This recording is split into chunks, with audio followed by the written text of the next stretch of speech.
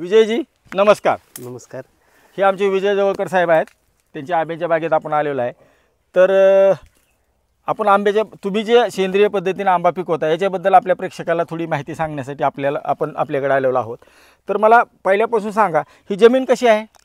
जमीन एकदम माळरान मुरमट आहे. तांबडा मुरम आहे हा. आणि याच्यामध्ये पाण्याचं निचरा प्रमाण खूप चांगला आहे. मित्रांनो, आहे. आंब्याच्या बागेसाठी सगळ्यात महत्त्वाचा मुद्दा त्यांनी सांगितला की जमीन अत्यंत निचराची मध्यम हलकी जमीन लागते आणि लालसर जमीन आहे, मुरमाड जमीन आहे. चुन्याचं प्रमाण काय मोजले का ह्याच्यात? चुन्याचं प्रमाण नाहीच आहे, कारण आम्ही JCBने बाकीच्या ठिकाणी घेतले होते तिथे, त्यामुळे उकरलं. सगळ्यात महत्त्वाचा दुसरा मुद्दा असतो जमिनीच्या संदर्भामध्ये, निचरा तर पाहिजे, भारी नको जमीन, आणि चुन्याचं प्रमाण हे 8% पेक्षा कमी पाहिजे. मित्रांनो, आंबा जर चांगली बाग तुम्हाला 15-25 वर्ष टिकवायची असेल तर तुमच्या जमिनीमध्ये चुन्याचं प्रमाण हे 8% पेक्षा कमी पाहिजे. आता जमीन पाहिली आपण, मग तुम्ही रोपं आणली, खड्डे खोदले, काय केलं ते सांगा थोडं. ह्याच्या आधी मी गॅरेज लाईनला होतो 25 बरं मी पाहिलं तुमच्या ॲग्रोवनची वाचलेली आहे शोकात. तर त्याच्यात थोडंसं सांधिवाताचा त्रास असल्यामुळे मग डॉक्टरांची फॅमिली संबंध एकदम जवळ आले. ते म्हणले आता याच्यातून बाहेर पडा तुम्ही. गॅरेज लाईन मधून बाहेर पडले. बघा, त्यावेळेस शेतीचा कुठलाही अनुभव विजयजींना नाही, त्याच्यावर त्यांनी सुरू केलं. आपले हे वडिलोपार्जित जमीन, ह्याच्या आधी आपण करत होतो. बरोबर. पण जसं व्यवसायात बाहेर पडल्यामुळे मग कमी झाला. आता हे खड्डे वगैरे कसे घेतले किंवा रोपं कुठून आणली, कुठल्या जातीचे आणले, ते थोडं शॉर्ट मध्ये.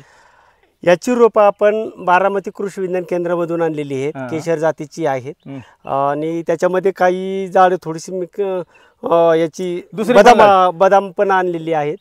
आणि बाकीची 25 झाडं आपण कोळी लावून रायवळ तयार केलेली आहे. सगळ्यात महत्त्वाचा मुद्दा त्यांनी मांडला बघा, म्हणजे शेतकरी सुद्धा फार बारकाईने निरीक्षण करत असतात, माहिती पण घेतात. त्यांनी खड्डे खोदले, खड्डे भरून रोपाची लागवड केली. रोपं हे KVK बारामतीमधून आणलेली आहेत. म्हणजे शासकीय यंत्रणेपासून आम्ही जे म्हणतो शासकीय विद्यापीठ किंवा KVKमधून रोपं आणावीत. पुन्हा त्यांनी काय केले, 10 ते 15% रोपं ही वेगळ्या वाणाची लावलेली, कारण आंबा हे परपरागीकरण आहे. एकदम छोटा मुद्दा वाटतो, शेतकरी सुरुवातीला लक्ष देत नाहीत, पण परपरागीकरण असल्यामुळे दुसऱ्या वाणाची जर आपल्या बागेत रोपं असतील तर त्याला चांगलं परपरागीकरण होतं आणि फळ होतं. हे दुसरा मुद्दा. आता सुरुवातीला तुम्ही लावल्यापासून कलम किती उंचीचं होतं? आपण कलम आणले त्यावेळेस आपण JCBने खड्डा घेत, म्हणजे त्या लावायच्या आधी आपण 6 महिने आधी JCBने फक्त एक बकेट म्हणजे साधारण 3 फूट 3 फूट अंतरावरती एक बकेट मारलं. बरोबर. त्याच्यानंतर आपण तसंच ठेवून दिलं. त्याच्यामध्ये जे काही किडींचे कोश वगैरे जे असतील ते तापवलं तुम्ही. तापवल्यानंतर झाडांची आपण 1 फुटाची झाडाची आणली, थोडी उंचीच कमी होती. बरोबर आहे. आणल्यानंतर मग काय आलं, आपण आणली आणि लावली.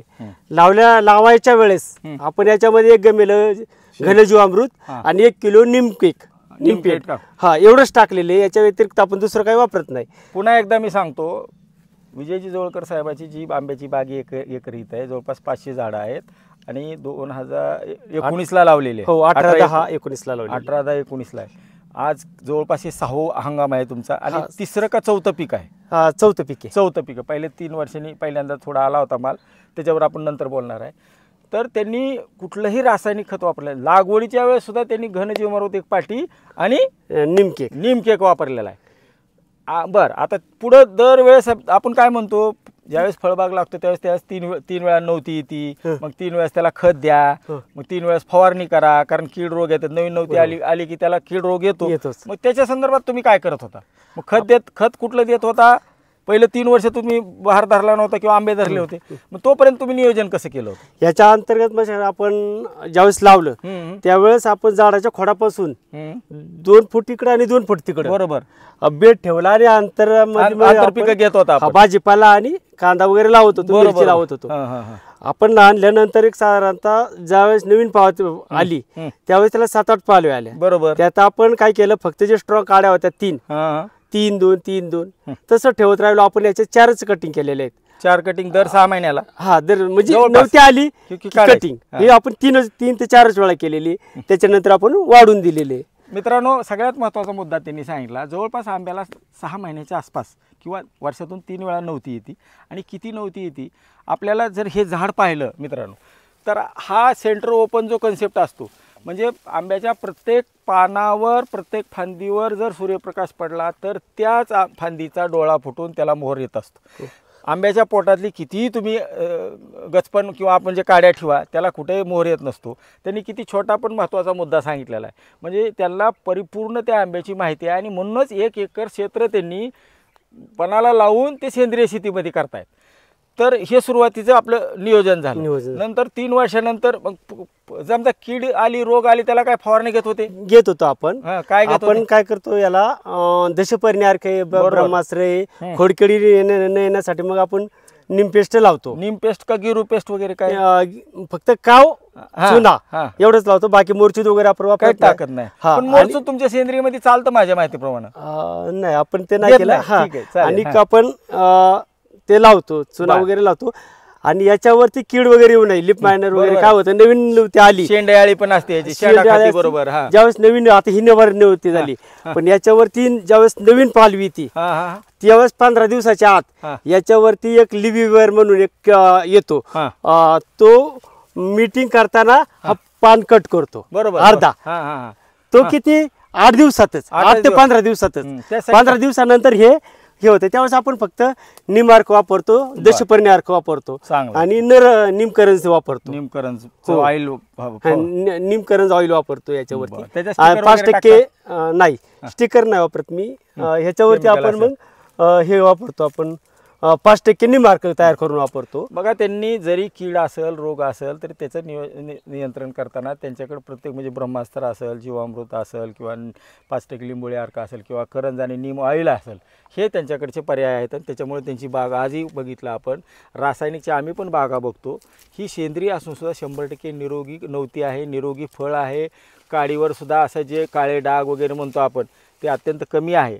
आणि चांगल्या ठिकाणी चांगल्या निचऱ्याच्या जमिनीमध्ये त्यांची लागवड आहे. मला वाटतं सुरुवातीच्या टप्प्यामध्ये आपण 1 एकर लावली, 12 बाय 10 फुटावर बाग लावलेली आहे. जवळपास 500 झाडं आहेत. कमी किती 290 झाडे, सॉरी 290 झाडं आहेत बरोबर आहे. 290 झाडं आहेत आणि मग एक 10-15% इतर वाण तुम्ही लावलेले आहेत. तर आपण तुम्ही मार्केटिंग कसं करता ह्याच्याबद्दल आपण पुढच्या व्हिडिओमध्ये बघणार आहेत मित्रांनो. तर विजयजी जवळकर साहेब, आपण आज आला, आम्हाला माहिती दिली त्याबद्दल धन्यवाद. प्रेक्षकांनो, आमची जर तुम्हाला ह्या ज्ञानाच्या शेतीच्या संदर्भात जे काय आपल्याला अपडेट येत आहेत, मग ते www.ज्ञानाशेती.com वर आम्ही प्रत्येक पिकाचे PDF आपल्याला शेतकऱ्याला विनामूल्य देतो आहे. त्यासोबत फेसबुक असेल, इंस्टाग्राम असेल किंवा यूट्यूबमध्ये आपण जे पाहतो आहे, याला जर तुम्हाला व्हिडिओ आवडत असतील तर ते आमच्या चॅनलला सबस्क्राईब करा, आपल्या मित्रमंडळीला शेअर करा आणि जर आवडले असतील तर लाईक करा. आणि त्या व्यतिरिक्त तुम्हाला जर कुठले आणखीन व्हिडिओ पाहिजे असेल तर तसं आम्हाला कमेंटमध्ये द्या. आणि जरी आमचं काही चुकत जरी असेल किंवा तुम्हाला काय आमचं बरोबर एखादी गोष्ट पटत नसेल तर ते आपल्याला म्हणा, फील फ्री टू एक्सप्रेस. आपल्याला जे जे वाटतं ते आपण एक्सप्रेस व्हावं. मला वाटतं आपण इथं आज थांबू. धन्यवाद. सेंद्रिय पद्धतीनं विजयजी जवळकर यांचा आळंदी मातोबाची आणि जिद्द आमराई फार्मचा जो पहिला व्हिडिओ केला होता त्याचा दुसरा भाग आज करतो आहे. तर मित्रांनो, आपण या बागेत जिथं थांबलेलं आहे ते 1 एकरची 12 बाय 10ची बाग आहे. आणि पहिल्या भागामध्ये आपण ते 100% सेंद्रिय कसं करतात, म्हणजे कीड रोग नियंत्रण असेल किंवा खताचं नियोजन कसं करतात त्यांनी सांगितलेलं आहे. आणि रोपं कुठून आणली, किती बाय कितीवर लागवड केली. तर आता दुसऱ्या भागामध्ये आपण त्यांचं 100% सेंद्रिय पद्धतीनं पिकवून ते विक्री कसा करतात आणि पहिल्यापासून त्यांना कसं फायदा झालेला आहे किंवा काय किती माल निघालेला आहे ते आपल्याला सांगतील. तर विजयजी नमस्कार. पुन्हा एकदा आपलं आमच्या यूट्यूब ज्ञानाच्या शेतीमध्ये स्वागत आहे. तर पहिल्यामध्ये आपण पाहिलं होतं की कसं आपण केलेलं आहे, म्हणजे तुम्ही कुठलं खत वापरता, तर मग समजा रासायनिक वापरत नाही तर कुठलं वापरता, आणि 100% आपण आज सेंद्रिय करताय. मित्रांनो, आपल्याला मागं सगळ्या बॅगिंग केलेली फळं पण दिसतात. म्हणजे असं नाही त्यांचं की सेंद्रिय म्हणजे काहीच वापरायचं नाही. फळ क्वालिटी चांगली राहण्यासाठी हे पेपर बॅग लावलेले आहेत त्यांनी, फोम वगैरे लावलेला नाही. फोम लावला असता तर म्हणून आपण की त्यांनी केमिकल वापरलं. आज तुम्ही बघा इथं त्यांनी पेपर बॅग लावलेला. तर आपल्या प्रेक्षकाला सांगा, आपण लावली बाग 2019ला, 3 वर्षानंतर आपण पहिलं फळ धरलं. तर ह्या झाडामध्ये पहिल्या वर्षी तुम्हाला किती फळं निघले अंदाजे, किलो किंवा हे, आणि त्याचं मार्केटिंग कसं केलं? ह्याच्यामध्ये आपण सुरुवातीला आपण वजन वगैरे केलं नाही, पण एक टॅली केली आपण. तर कॅरेट वगैरे काय असं अंदाज? कॅरेटचं 30,000 रुपयाचं आपल्याला उत्पन्न झालं. पण याच्यातला आपण आहे ना जवळजवळ 15% माल आपण जाहिरातीसाठी केला. बरं, लोकांना सेंद्रिय कसं असतंय, सेंद्रिय चौकशी असतं. कारण लोक सगळे काय करतात मार्केटमध्ये आता खूप मोठं चालू आहे की तुम्ही सेंद्रियच्या नावाखाली काही काय विकताय. विकतात, बरोबर तर बरोबर. लोकांना अनुभव आणण्यासाठी आज त्यांना आपण टेस्ट करतो. तुमच्याकडे आवर्जून एवढ्या आम्ही डोंगरावर तुमच्याकडे भेटण्यासाठीच एवढं होतं की तुम्ही स्वतः एका गॅरेज लाईनमध्ये असताना तुम्हाला तब्येतीचा त्रास सुरू झाला, मग डॉक्टर म्हणले तुम्ही जरा रिलीफ घ्या किंवा व्यवसाय, आणि तुम्ही स्वतःची शेती करण्यासाठी आवर्जून वडिलोपार्जित शेती करण्यासाठी आले, आणि आज तुम्हाला जी तब्येतीनं म्हणजे साथ दिलेली आहे त्यानंतर हो त्याचं तर म्हणजे मूल्यांकन किंवा त्याचे पैसे रूपांतर होऊच शकत नाही. होऊ शकत नाही. तर पहिल्या वर्षी तुम्ही बहुतेक आंबा हा म्हणजे वानवळा म्हणून दिला म्हणून आपण, वानवळा, बरोबर, हा. आणि आमच्यासारख्या साहेब लोकांना, ओळखीच्या लोकांना, तुमच्या मित्रमंडळीला दिला, किंवा आम्ही सेंद्रिय पद्धतीने आंबा करतोय. मग दुसऱ्या वर्षी 2020ला, हा, बरोबर, बरोबर. 2020ला मग कसं मार्केटिंग केलं तुम्ही? 2020 नाही, आपण 22ला 22 सॉरी, कारण 19ला तर लावला होता. 19ला लावला, 22ला पहिलं उत्पन्न घेतलं, 23ला 23ला हा, 23ला आपल्याला जास्त उत्पन्न निघलं. आणि त्यावेळेस पण आपण असं थोडीशी मार्केटिंग केली. त्यावेळेस पहिल्या वर्षी जेवढं कमी झालं, तर दुसऱ्या वर्षी काय आलं, मग लोक म्हणायला लागली जरा थोडस माल जास्त आला. मग आता मार्केटिंग करता करता थोडस आम्ही नवीन होतो, त्यावेळेस पण थोडासा नुकसानीत एक 10% माल नुकसानीत गेला, कारण आम्हाला मार्केटिंग करता आलं. परंतु ज्या लोकांना आम्ही दिला आंबा दिला होता, हा, तर कुणी पहिलं म्हणले की जास्त महाग होईल, लय महाग होईल, त्या लोकांनी पहिल्यांदा 1 किलो आंबा घेतला होता. तर दुसऱ्या वर्षी त्या लोकांनी आमचा 5 किलो आंबा घेतला. बरोबर. मित्रांनो बघा, सेंद्रिय असल्यामुळे त्याचा जे चव, अरोमा, दर्जा जो म्हणतो तो लोकांनी पहिल्यांदा 1 किलो घेतला असेल तर पुन्हा 5 किलो घेतलेला. मग दुसऱ्या वर्षी, पहिल्या वर्षी 30,000 उत्पन्न झालं, दुसऱ्या वर्षी किती उत्पन्न झालं? मग एक पैशात किती झालं? साधारणतः 1,30,000 झालेले. 1,30,000. हो. आणि खर्च तर फारच नगण्य, नगण्य 20,000 पण नाही. जी काय तुमच्या मजुरी येत असेल, हा तेच, आणि मग काय ठिबकचं मेंटेनन्स असेल, लाईट बिल असेल, एवढंच मेंटेनन्सच खर्च आहे. बाकी असं तुम्ही बाहेरून तर काही विकतच आणत नाही. आम्ही दोघंच या बागेमध्ये, दोघाच म्हणलं तरी. आणि किती सगळं मिळून क्षेत्र किती आहे सगळं आपलं? माझं टोटल क्षेत्र 4.5 एकर आहे. 4.5 एकर मध्ये दोघं सगळं स्वतः करता? नाही, बाकीच्या ठिकाणी लेबर असतात. पण हे जे बाग आहे, हा जो म्हणजे आपला नैसर्गिक, दुसऱ्या वर्षी जवळपास 1,00,000 1,30,000 रुपये झाले. हो. आता तिसऱ्या वर्षीचं अर्थशास्त्र कसं झालं? तिसऱ्या वर्षीचं अर्थशास्त्र खूप चांगलं झालं. एक साधारणतः 1,80,000च्या आसपास काय झालं. त्यावेळेस पण आपण, मग त्यावेळेस तर आपण काय केलं की जशी मार्केट वाढलं, मग आपण व्हॉट्सअप, इन्स्टा असेल, मित्र त्यांचं वाढलं. आपण लोगो ठेवला होता की महाराष्ट्रभर जिथपर्यंत एसटी डेपो तिथपर्यंत जिद्द अमरावती मधले आंबे देणार आम्ही. हा, मग त्याच्या पद्धतीने आपण इथून स्वारगेटला आंबे दिले, पॅकिंग केले. इथून बागातून निघायच्या आधी समोरचे पेमेंट ऑनलाईन करतील, आणि लगेच आपण तिथून. बघा मित्रांनो, 1 एकर क्षेत्र आहे, आणि थोडं जरी शेतकऱ्यांनी डोकं लावून ज्ञान घेऊन कौशल्य आत्मसात करून जर शेती करायचा प्रयत्न केला, तर 1 एकर बागेचा सुद्धा महाराष्ट्रात आंबा पोचू शकतो.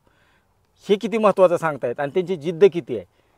पैसे किती होतात पेक्षा त्यांना एक तर तब्येतीनं फार चांगलं वाटतंय, ते आज सुखी समाधान येते. हे त्यांचं पहिलं मूळ उद्देश, ज्यासाठी आम्ही शेतात आलो. आणि दुसरा उद्देश, एवढ्या छोट्या प्रमाणात करून सुद्धा ते किती लोकांपर्यंत पोहोचायचा प्रयत्न करतायत. आता त्याच्या पुढचं वर्ष कसं राहिलं? आता गेल्या वर्षीचं एकदम सुंदर झालं. गेल्या वर्षी मला एसटीने आंबा पाठवताच आला नाही, कारण तुम्हाला लोकलची जास्त मागणी होती. लोकलची खूप मागणी होती, आणि लोक इथं येऊन घेऊन गेली. सगळा माल इथं येऊन गेली. सगळा गेल्या वर्षी, उलट पहिले 2-3 वर्ष थोडंसं आमचं नुकसानीत गेलं मार्केट. गेल्या वर्षी आमचं 0% नुकसान आहे. सगळा माल विकला गेला. सगळा माल विकला. उलट माल किती किलो गेला काय तसं काय नाही गणित काढताना एक काय करायचं, शेतकऱ्याला एक माझ्या सगळ्यालाच विनंती आहे की आपण किती टन, किती किलो, किती कॅरेट, एक थोडं ठोकताळा पाहिजे. मग त्यातलं वेस्टेज किती गेलं, विकला किती, पाहुण्या रवळ्याला किती दिला, आणि अर्थशास्त्र थोडं लिहायचं शिकायला पाहिजे. कारण आमचा शेतकरी तसा भोळा बाबळा बनतो आपण, त्याच्यामुळेच बऱ्याच वेळा नुकसानीत येतो. तर माझे शेतकरी बंधूंना विनंती आहे की आम्ही शेतात सुद्धा काय खर्च करतो तो पहिल्यापासून शेवटपर्यंत दरवर्षी लिहायला पाहिजे. आणि मग तुम्ही त्याच्यातून माल किती आला किलोमध्ये, टनामध्ये, ते पण रेकॉर्ड ठेवायला पाहिजे. काय त्याला 2 मिनिटाची वेळ लागते वहीत लिहायला. आज किती काढले, 4 कॅरेट काढले, 15 कॅरेट काढले, 20 कॅरेट काढले, आणि मग त्याचं आलेले पैसेसुद्धा, एकूण माल किती आला, आणि ती विकला गेला किती, आणि किती आला. तर मला सांगा, आता ही बॅगचं ह्या वर्षी केलं का मागच्या वर्षी पण केलं होतं? ह्या बॅगा 2 वर्षापूर्वीच्या आहेत. आणि मागच्या वर्षी पैसे किती झाले सांगितलं नाही, ते राहिलं आपलं 2 लाखच्या 30,000. त्याच्या गेल्या वर्षी झालं 2,50,000च्या पुढे गेलेले. बघा मित्रांनो. नाही, 1,50,000च्या पुढे गेलेले.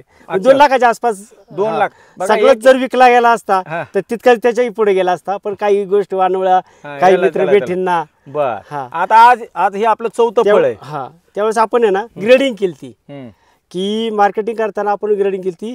पहिलं 180 ग्रॅम हम्म, म्हणजे हम्म. 180 ग्रॅम बरोबर. पासून ते 280 ग्रॅम, आणि पुढं 280 ग्रॅम ते ते 350. 380 ग्रॅम 380. आणि 380 ग्रॅम पासूनचा फुलडा आंबा हा. सगळा म्हणजे तो 550 ग्रॅम पर्यंत गेला. गेला जातो तो 500 ग्रॅम. हा. तर आपण पहिला 250, हम्म, नंतर 350 हम्म. आणि 400 400 रुपये किलो. किलो. बघा मित्रांनो, 100% सेंद्रिय ही त्यांचा ॲसेट आहे. म्हणूनच 400 रुपयापर्यंत हा, किंवा 250 रुपये आणि लोएस्ट किती 150. नाही 250, 350, बघा, 400. 250 ते 450 एका किलोचा जर आंबा विकत असेल, मी म्हणतो 1 टन जरी झाला तरी 250 जरी धरले तर 2.5 लाख रुपये होते. आता यावर्षी काय अपेक्षा आहे मला सांगा. त्यावेळेस आपलं गणित झालं, आपण सगळं कॅल्क्युलेशन काढलं. हा, बरोबर आहे. मागच्या तर 350 रुपये किलोने म्हणजे तो 150 ग्रॅमचा असेल किंवा बरोबर. 450 ग्रॅमचा असेल, ह्याची आपण आहे ना ही काढली पूर्णपणे लेवल काढली तर आपल्याला तो 350 रुपये किलोने आंबा पडला. पडला म्हणजे पूर्ण बागेतला. बरं, आता या वर्षीचं गणित सांगा जरा, कारण कसं आहे, आता मागचं तर ऐकलं आपण. हा. या वर्षी किती माल निघल एक अंदाज? एक साधारणतः 1 टनच्या आसपास माल निघेल. हो, 1 टन माल निघल. हम्म. आणि ही बॅगिंग वगैरे लावली आणि खर्च किती होईल त्याला खर्च आता त्यावेळेस म्हणजे सगळा या वर्षाचा बागाचा? हा, एक हे एक साधारणतः 20-25 हजार कारण रुपये 100% सेंद्रियच आहे. हो. 20-25 हजार धरा. तुमच्या दोघांची मजुरी जरी तुम्ही आबदली ही बॅग- 50-1 हजार, हा. सगळा मिळून आपण 50,000 देऊ. हो. आणि उत्पन्न किती येईल यावर्षी? आम्हाला माझी यावर्षी जास्त आंबा कमी आहे म्हणतात, हो. अशी सगळीकडे चर्चा आहे. कोकणातला पण कमी आहे आंबा. हा. तुमचं तसं काय वाटतंय का इथं कमी आहे? हो, कमी. माझा कमी, साधारणतः कुठल्याला? जवळजवळ 50% आंबा कमी आहे यंदा. बर, मग तुम्हाला किती माल निघल आणि किती रेटनं विकायचं? एक साधारणतः आता कसं जे गेल्या वर्षी जी रेंज होती हम्म. ती रेंज आपली 1.25 टन 1.5 टन हा सहज आरामात नक्कीच. 1.5 टन मालाची अपेक्षा आहे. आणि रेट ह्या वर्षी कसं ठेवणार आहे तुम्ही? अजून आपल्या आंब्याला निघायला अजून 15 ते 20 दिवस 15 बाकी दिवस आहेत अजून. साईज पण हा, आल्या. ते साईज नाही. मित्रांनो, हा 100% सेंद्रिय पिकवलेला आंबा आपण त्यांच्याकडून तुम्हाला जर डायरेक्ट घ्यायचा असेल तर आपण त्यांचा नाव नंबर आपण डिस्क्रिप्शन बॉक्समध्ये देणार आहोत. तर आपल्या अर्धांगिनी आहेत, त्यांचा काय अनुभव घेऊ. ताई या इकडे. तुम्ही ह्या बागेची या की या नाव सांग. नाव सांगा. या 2 मिनटं. तुम्ही काय बागेचं काय काम करता? तुम्हाला तुम्ही पुणे सोडून इथं आला, मग हे तुमची तब्येत व्यवस्थित राहते का आता त्यांची मिस्टरांची? आणि इथं तुम्ही काय विजयजींना काय मदत करता? काय हे बॅगिंग वगैरे करायला बरं बरं आणि कुठं गवत वगैरे काढायचं, काव चुना वगैरे लावायचं, हे काम करतो. बरं, सेंद्रिय पद्धतीने करताय, याच्यात तुम्हाला समाधान आहे? हो आहे. हे महत्त्वाचं आहे. तुम्ही हे बघा, माणसाला काय मिळवलं किती मिळवल्यापेक्षा जर सुखी आणि समाधानी असेल तर सगळं जग आलं. बरोबर. हो. तुम्ही सुखी समाधानी आहे तिथं? हो आहे. धन्यवाद ताई. धन्यवाद विजयजी. तर मित्रांनो, आपण आज विजयजी जवळकर यांचा सेंद्रिय पद्धतीने जो नैसर्गिक पद्धतीने आंबा पिकवला होता त्याचा आज आपण माहिती घेतली. त्यांच्या मार्केटिंगच्या संदर्भात आणि पहिल्या, दुसऱ्या, तिसऱ्या आणि हे 4थं वर्ष याच्याबद्दल आपण आज माहिती घेतलेली आहे. तर हा दुसरा आपला आंब्याचा जो व्हिडिओ आपल्याला कसा वाटला याच्याबद्दल तुम्ही कृपया कमेंट करा. आवडला तर लाईक करा आणि इतर आपल्या शेतकरी मित्रांना, बंधूंना शेअर करा. आणि आंब्याच्या संदर्भात जर आपल्याला काही डिटेल माहिती पाहिजे असेल तर www.nanasheti.com यावर लॉग इन करा आणि तिथून आपल्याला आंब्याच्या संदर्भात किंवा इतर सगळ्या महाराष्ट्रातल्या पिकाच्या संदर्भात लिखित स्वरूपात PDF आपल्याला उपलब्ध आहेत. तर आज आपण इथं थांबू. धन्यवाद.